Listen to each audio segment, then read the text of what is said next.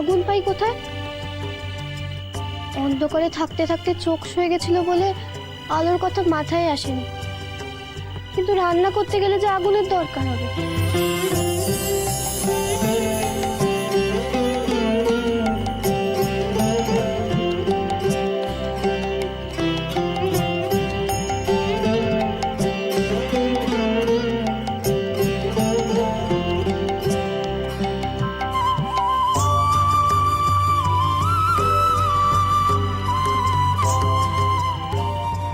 এগুলো কি?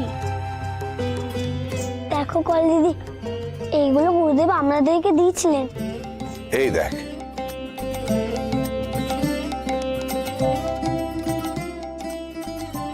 এটা হলো চকমকি পাথর।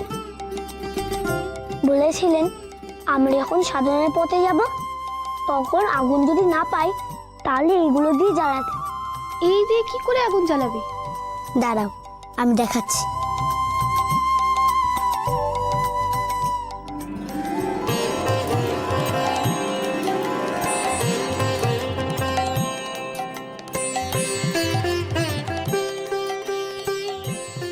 তোদের এই পাথর একসঙ্গে হলে তবেই আগুন জ্বলে? হ্যাঁ করেন দিদি। তাহলে তোরা যদি কখনো আলাদা হয়ে যাস তখন কি হবে? না না, আমরা কখনো আলাদা হবই না। গুরুদেব তো আমাদের একই রাখেন।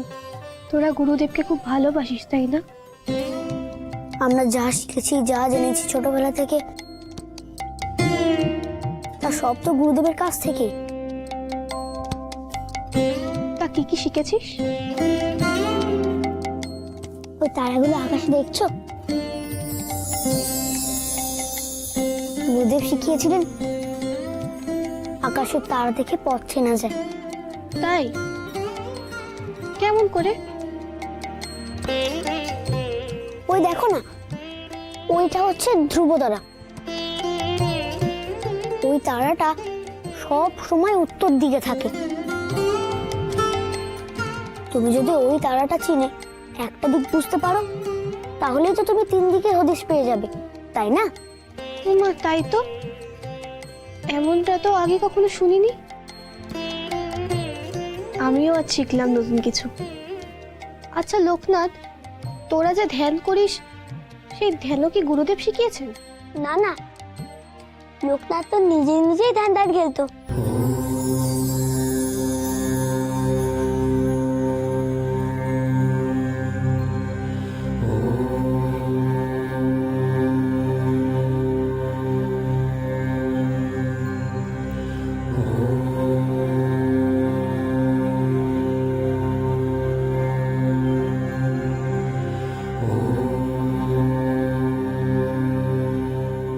সে কি ধ্যান ধ্যান আবার খেলা যায় নাকি? সে তো শিখতে হয়। আমি তো শিখিনি করেল দিদি, আমি তো এমনি ধ্যান করতে পারি। সে অবশ্য পারতেই পারিস, তুই তো নিজেই এমন ধ্যানস্থ শিব, মাথায় ওরকম জটা। সবাই ঠিক বলে তুই ছোট্ট শিব। তাহলে আমার বাবাকে অত বিপদের মধ্যে থেকে রক্ষা করতে পারতিস। তোর কাছে আমার কৃতজ্ঞতার সীমা নেই রে লোকনাথ। তোর জন্য আজ আমার পরিবার পাপ মুক্ত হয়েছে। আর আমার স্বামী, তিনি কেমন আছেন কে জানে? তিনি কি আমার কথা একেবারে ভুলে গেছেন?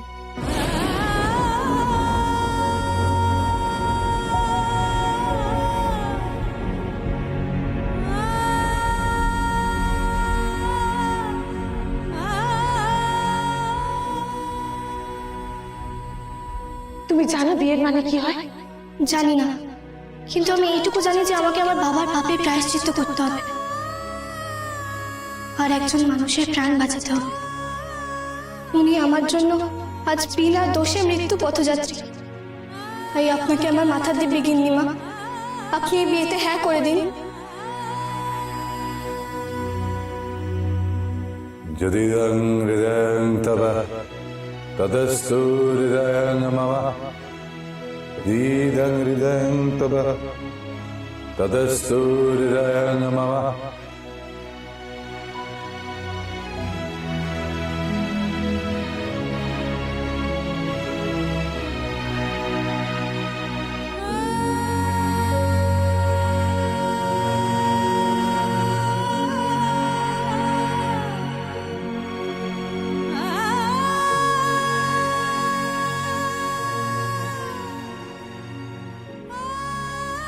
এত কিছু করলো মেয়েটা ঠাকুরপোর জন্য,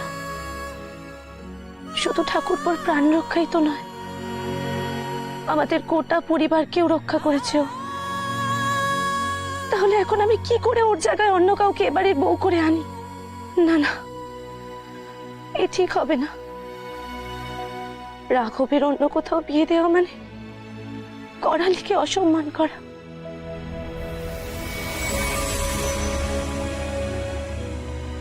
আমায় ডেকেছেন গিন্নিমা? আপনি এসেছেন ভবানী বাবু?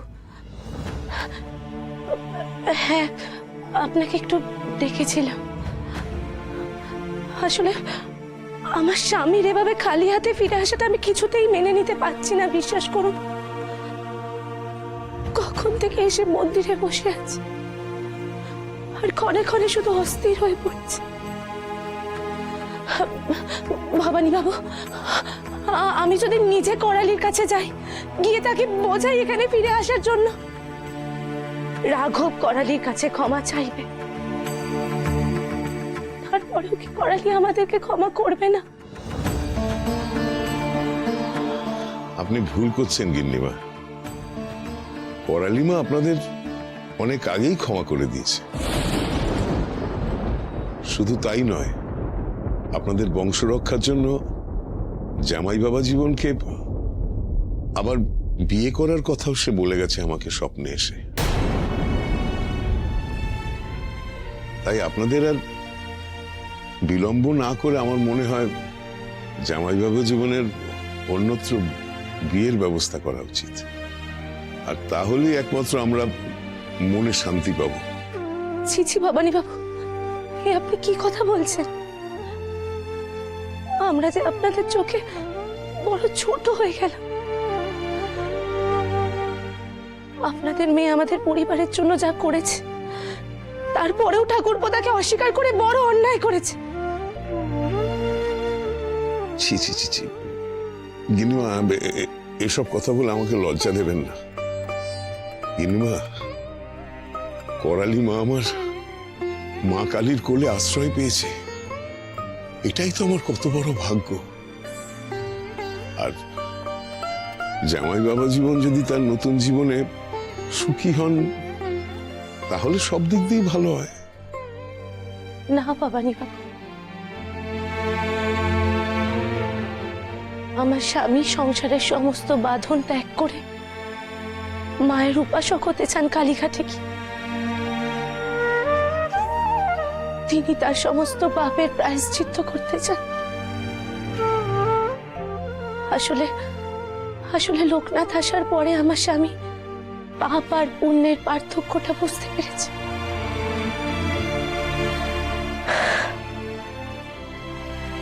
আর আমিও চাই আমার স্বামীর অনুগামিনী হতে। বাকি জীবনটা না হয় মায়ের পায়ে কাটিয়ে দেব। বেশ, আপনার এই সিদ্ধান্তকে আমি সম্মান জানাই, কিন্তু তার আগে রাঘবের বিয়ের কি স্থির করলেন? জমিদার বাবু নিশ্চয়ই তাকে সংসারী করে তার হাতে জমিদারি বুঝিয়ে দিয়ে তারপরে যেতে চাইবেন।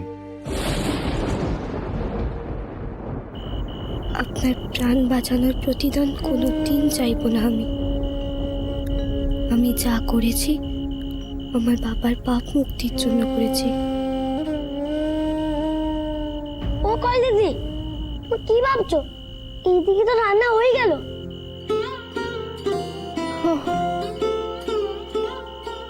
তাই তো,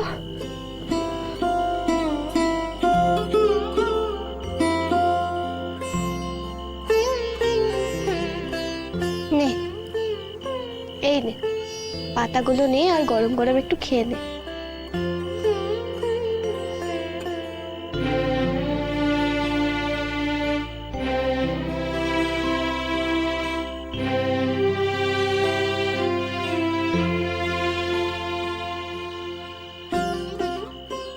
লোকনাথ, খাবি না?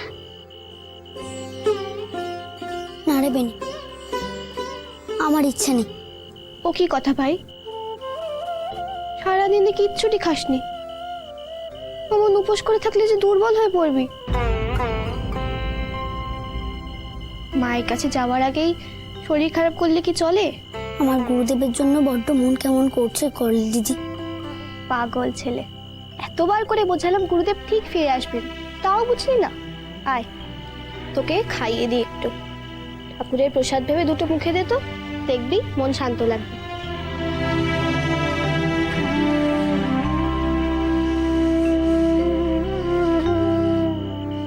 আজ বড় সুধা দিদির কথা মনে পড়ছে জানো। তাই বুঝি? কিন্তু সুধা দিদি তোর কে হয় বললি না তো? সুধা দিদি বড় ভালো মানুষ গো। আমি তো ছোট্ট থেকে দিন রাত গুরুদেবের কাছেই পড়ে থাকতাম। আমি প্রসাদ খেতে খুব ভালোবাসতাম। সুধা দিদি আমার জন্য ঠিক প্রসাদ তুলে রাখতো। কি রে, তুই আবার এসেছিস? বাপ মাকে একটু শান্তিতে থাকতে দিবি না? প্রসাদ দিতে এসেছিলাম গো। একটুও কি প্রসাদ লিখেছো না সব দিনু দাদাকে দিয়ে দিয়েছো? তোর জন্য রাখবো না তা হতে পারে? তুই দাঁড়া, আমি নিয়ে আসছি। তাই বুঝি? কিন্তু সুধা দিদি তোর কে হয় বললি না তো? সে আমার এক দিদি, গুরুদেবের মেয়ের মতো ছিল গো। আমার তো দিনু দাদার কথা মনে পড়ে গেল লোকনাথ। তোর কথা শুনে কি সুন্দর গান গায় তো দিনু দাদা। গান গাইতো? কি গান?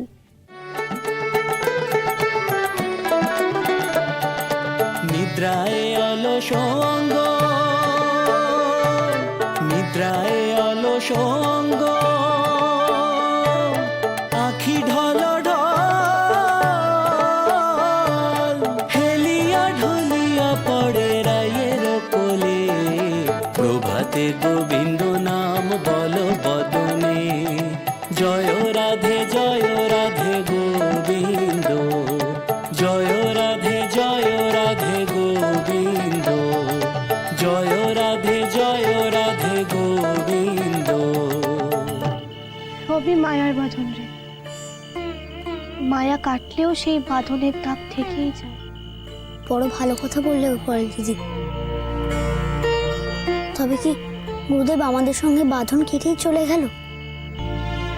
কিন্তু তাকে ছাড়া আমরা কালীঘাটের পথে যাব কেমন করে? না লোকনাথ, গুরুদেব তোদের ছেড়ে যাননি, হয়তো পরীক্ষা নিচ্ছেন। মা কালী, মা তারা, হ্যাঁ আমাদের সবার তো পরীক্ষা নিচ্ছে। গুরুদেবও কি তবে আমাদের পরীক্ষা নেবে? আমাদের কথা কি একটিবারও মনে পড়ছে না গুরুদেবের? আমরা তো ছোট, আমাদের বুঝি একা একা ভয় করে না? আমি তো বড়, আমি আছি তোদের সাথে। গুরুদেব সেটা জানেন। আচ্ছা, গুরুদেব তো নন্দী আর বিরিঞ্চি ধম্মবাবের সাথে হারিয়ে গেলেন। একবার ওই ধম্মবাবের বাড়ি যাবে লোকনাথ, উনি হয়তো বলতে পারবেন গুরুদেব কোথায়। এই রাতে আর বনের পথে ফিরে কাজ নেই, গুরুদেব ঠিক আসবেন। তোরা আবার খেয়ে নে, খাবার যে জুড়িয়ে গেল।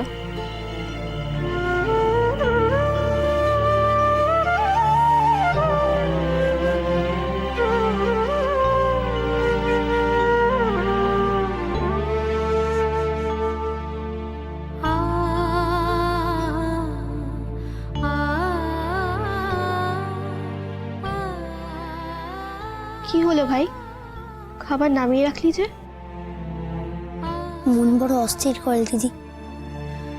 এই অবস্থায় আমার গলা দিয়ে কিছুতেই ভাত নামবে না। মাফ করো। কালীঘাটের এত কাছে এসেও কেন গুরুদেব হারিয়ে গেল? তবে কি আমাদের কালীঘাটে যাওয়া হবে না?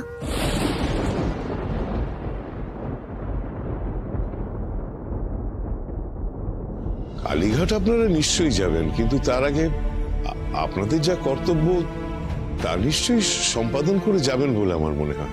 কিন্তু যে মেয়ের সাথে ঠাকুরপোর বিয়ে স্থির হয়েছিল, তার অভিভাবকরা ঠাকুরপোর সাথে বিয়ে দেবেন কিনা আমি সত্যিই জানি না ভবানী বাবু। দেখুন, বিবাহ যদি স্থির হয়েই থাকে তবে তারা রাজি হবেন না কেন? তাছাড়া বাবা জীবন তো পাত্র হিসেবে একদমই অযোগ্য নন। না না ভবানী বাবু, সে কথা নয়। আসলে ঠাকুরপো যখন অসুস্থ হয়ে পড়েছিল তখন আমরা তার প্রাণ রক্ষার অনুরোধ নিয়ে তাদের বাড়ি গেছিলাম, কিন্তু এ আপনি কি বলছেন জমিদার মশাই? আপনার জামাইয়ের প্রাণ সংশয় হবে জেনেও আপনি আপনার মেয়েকে আটকাচ্ছেন? সে আমার জামাই নয়, হবু জামাই। আর আপনি যখন বলছেন তার প্রাণের কোনো নিশ্চয়তা নেই, তখন জেনে শুনে নিজের মেয়েকে কি করে বৈধব্যের দিকে ঠেলে দিই বলুন তো? আমি তোমাকে বলছি, বিশ্বাস করো, ছোট জমিদার বাবুর কোনো ক্ষতি হবে না। একবার বিয়ে হয়ে ছোট জমিদার বাবুর স্ত্রী পুজো দিলেই তিনি সুস্থ হয়ে উঠবেন। তোমরা কি মায়ের কথাও বিশ্বাস করো না? আপনারা আসুন, ভগবান আপনাদের মঙ্গল করুন। এবার আপনি বলুন ভবানী বাবু, তারা যদি জানতে পারে ঠাকুরপোর একবার বিয়ে হয়ে গেছে, তারা কি চাইবে তাদের একমাত্র মেয়ের সাথে ঠাকুরপোর বিয়ে দিতে?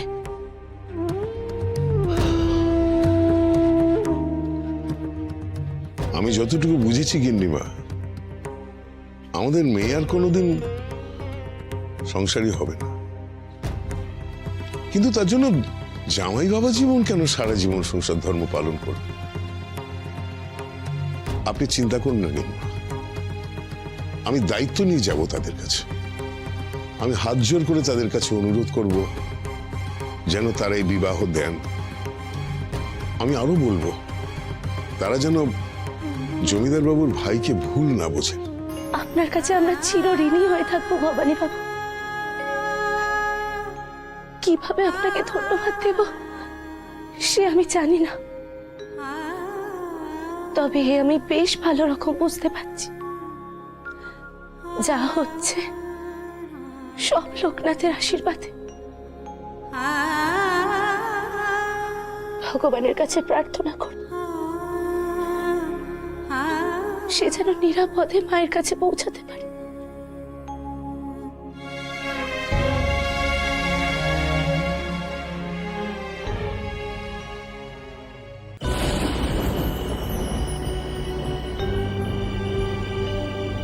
একটু পরেই তো ভোর হবে, এখন তো গুরুদেব এলো না লোকনাথ। আমিও তো সেই কথাই ভাবছি বিনি, আজ রাতের মধ্যে কি গুরুদেব আমাদের কাছে ফিরবেন না? গুরুদেব না থাকলে তুই পথ দেখে নিয়ে চল না কালীঘাটে। এতটা পথ এসেই আমরা ফিরে যাব, বল তুই বলে দে কি করবো এখন আমরা? গুরুদেব না পথ দেখালে আমিও তোদের নিয়ে যেতে পারবো না বিনি। আমি কি কালীঘাট চিনি? কেন যে মা আমাদের যাত্রাপথে একের পর এক বাধা আনছেন সেটাও তো বুঝতে পারছি না। সেই কবে বেরিয়েছি, আর সত্যিই তর্স হচ্ছে না মা তোমার কাছে যাওয়ার জন্য। যার কাছে যেতে বেরিয়েছিস তাকেই ডাক ভাই, তিনি নিশ্চয়ই উপায় বলবেন কিছু।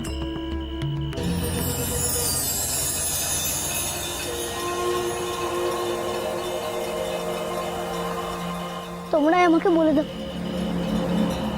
আমি কোথায় যাব? মায়ের ডাকে কি করে সাড়া দেব? ওই নদী পার করেই বা মায়ের কাছে কি করে পৌঁছবো?